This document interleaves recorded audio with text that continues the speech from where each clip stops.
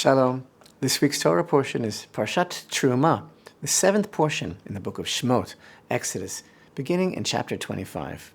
Our portion begins God's instructions to Moshe for the children of Israel to construct the tabernacle, later to become the holy temple and its vessels. V'asu le'mikdash v'shachanti b'tocham, and they shall make for me a mikdash, a sanctuary, that I may dwell among them, God states in verse 8. This mikdash, the sanctuary commanded here, was manifest as the desert tabernacle until Israel entered her land and the tribal portions were set. Then the holy temple was established on Mount Moriah in Jerusalem as its permanent location.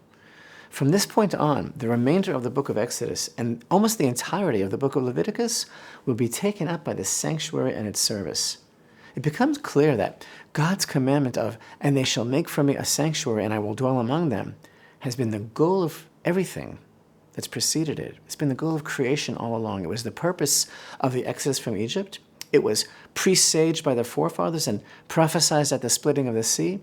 Indeed, we are taught that as a primordial divine idea, God's thought of the temple preceded creation and can be seen as the very purpose of creation. Terumah begins as Hashem commands Moshe to gather contributions from the children of Israel for the construction of the tabernacle. Now, 2 portions ago, in Parshat Yitro, the children of Israel arrived at Sinai, receiving the 10 commandments and experiencing the revelation, hearing and seeing the voice of Hashem. Last week, in Parshat Mishpatim, with the people still in position at the foot of Mount Sinai, Hashem gives over many commandments relating to the establishment of a just society. Moshe teaches these commandments to the people, who respond with the resounding, history-making words, "We will do and we will obey." At the very end of Mishpatim, Moshe ascends to Mount Sinai to receive the stone tablets and the teaching and the commandments, and he remains there for 40 days and 40 nights. Our portion of Terumah continues from this point. But open up your heart in the deepest way. Something is happening here. We can feel a palpable shift. Here in our Torah portion this week, everything changes.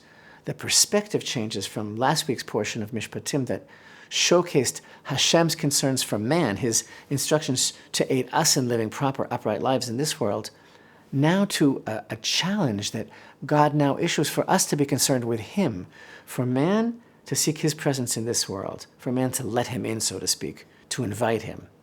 In our parsha, Hashem is speaking up and asking to be led into this world, and actually, our Torah portion begins the story of God searching for man.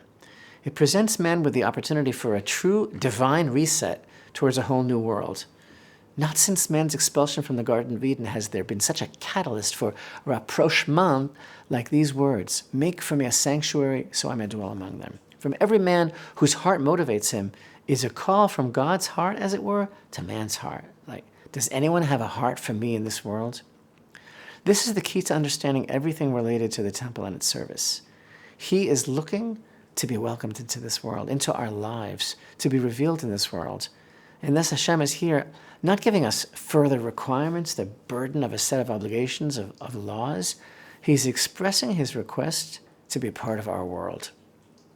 So the Talmud relates that God thought of the holy temple even before bringing the world into being. So this is the moment that God has been waiting for since before creation.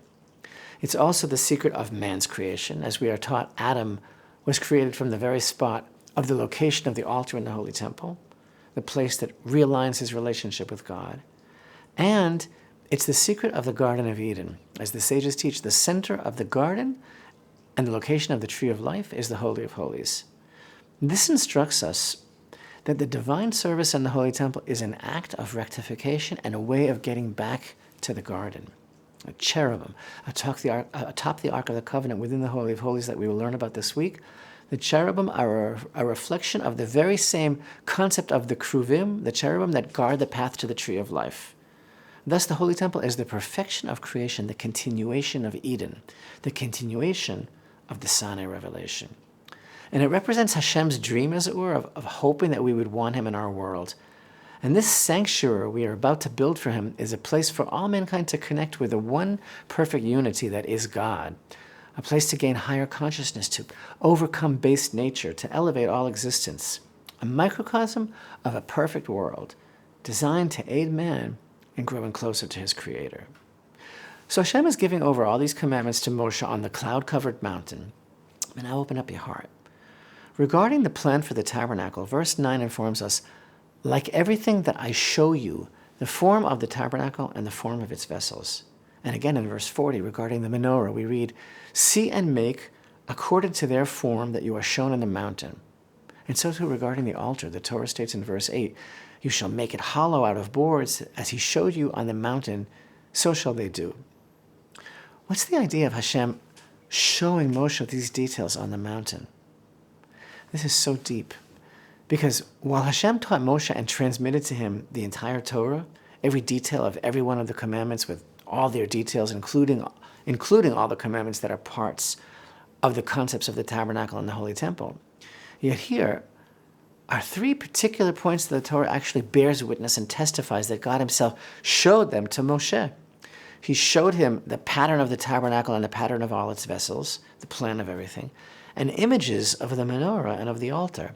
And regarding these two items, the Torah specifically uses the expression that Hashem showed him on the mountain, meaning Sinai. What is that teaching us? That God and Moshe learned these things together on the mountain? Torah already informed us in the last verse in Parashat Mishpatim that Moshe was on the mountain for 40 days and 40 nights. And we know that it was during this period that he was taught the entire Torah. But yet, regarding these three things, does the Torah make special mention that he was shown? Why? So open up your heart in the deepest way. God's aim in instructing us to create this sanctuary is to ensure that what was achieved at Sinai, that the closeness, the bond, the love affair, the perception, the clarity of knowledge of Hashem and our relationship with him, to ensure that it continues forever. In Parshat V'etchanan, in his beautiful review of the Sinai revelation and the giving of the Torah, Moshe describes in chapter 4 of Deuteronomy, so you approached and stood at the foot of the mountain, and the mountain was burning with fire up to the heart of heaven, darkness, cloud, and thick cloud.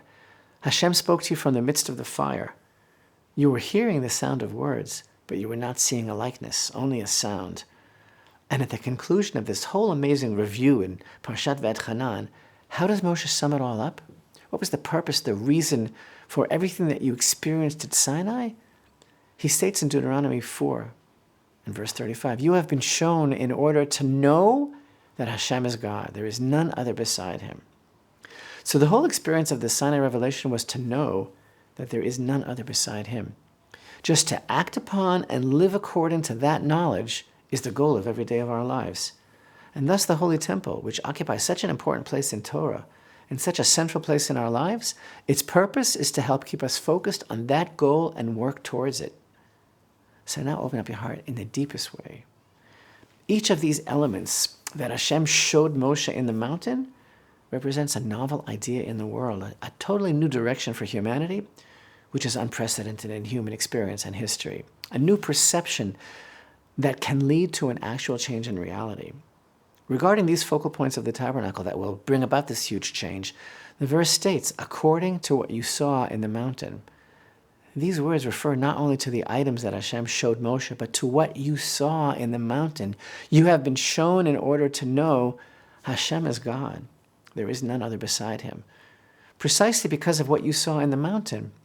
The reality of Hashem, the purpose of these things, meaning the purpose of what goes on in the temple, is to hold on to that point of our relationship, to perpetuate that state of knowledge.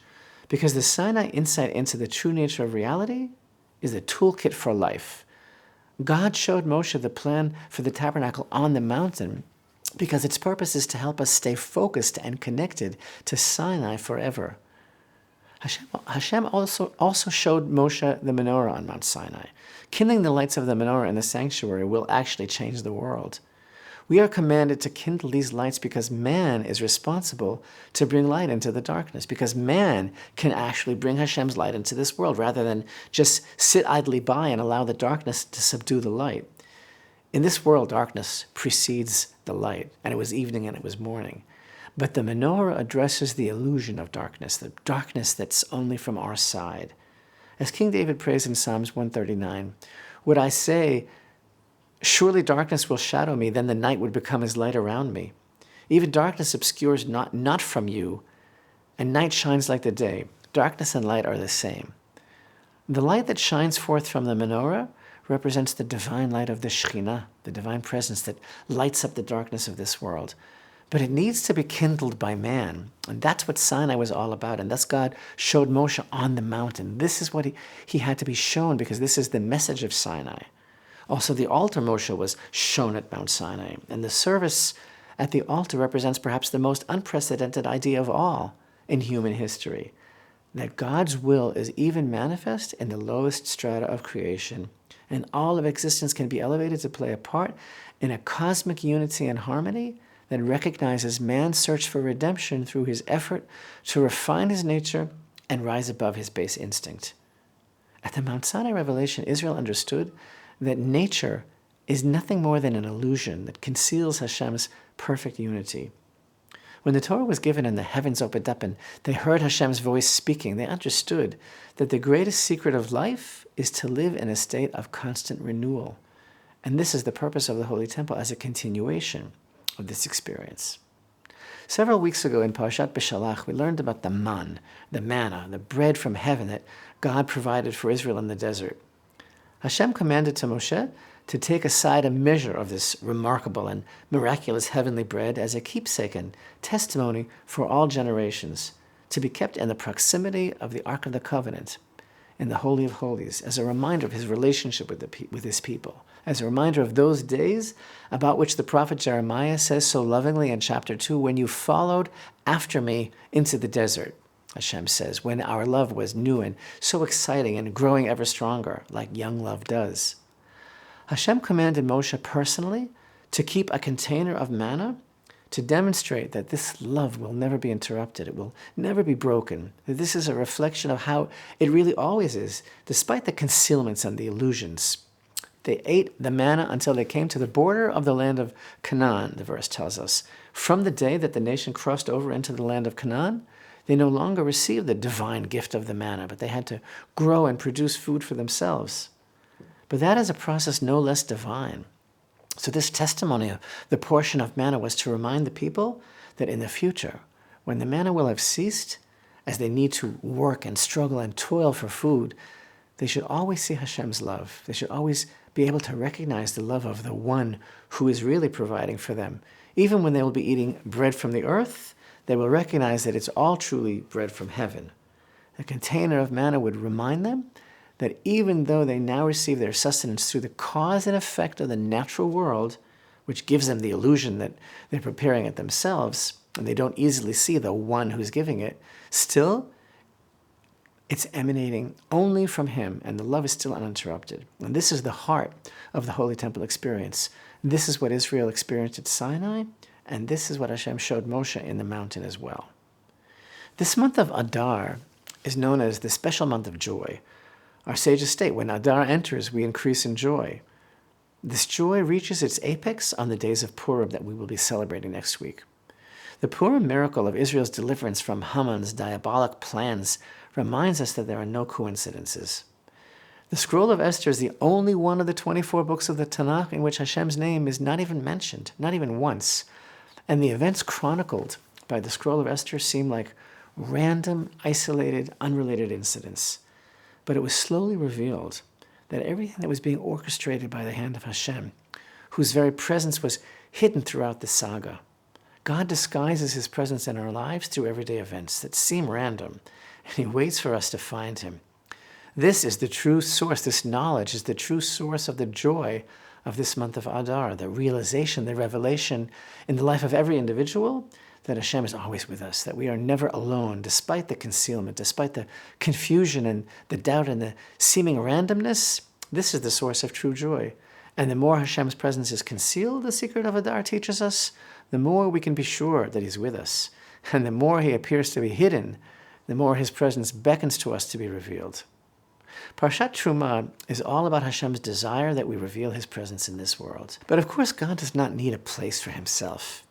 He is the place of the world, our holy sages teach, and the world is not his place. He's not contained by time and space. King Solomon at the dedication of the first temple prayed, "Would God truly dwell on earth? Behold, the heavens and the highest heavens cannot contain you, and surely not this temple that I have built. But the house we are to build for him is a place for all mankind to connect with his unity, to become a world united, streaming to this one place that Hashem calls his house, telling us that it will be called a house of prayer for all nations. By welcoming Hashem into our world, and by our focusing our attention on his presence, and by our efforts through the service in the temple to refine our humanity and subjugate our base animal nature to our loftier divine soul, we can elevate ourselves and all of humanity and the entire world to living life as it was intended and as we are challenged to live life with God in our midst. This is the secret of Jerusalem. Jerusalem cries out to the whole world that there's a God. This is the secret of the Torah, emanating from the Ark of the Covenant and the Holy of Holies, beckoning to all humanity. For out of Zion shall go forth Torah and the word of Hashem from Jerusalem. Please remember to hit the like button and subscribe to our channel. If you enjoy these presentations and benefit from these teachings, please consider helping Jerusalem Lights with your support. Only your support enables these broadcasts to continue and grow.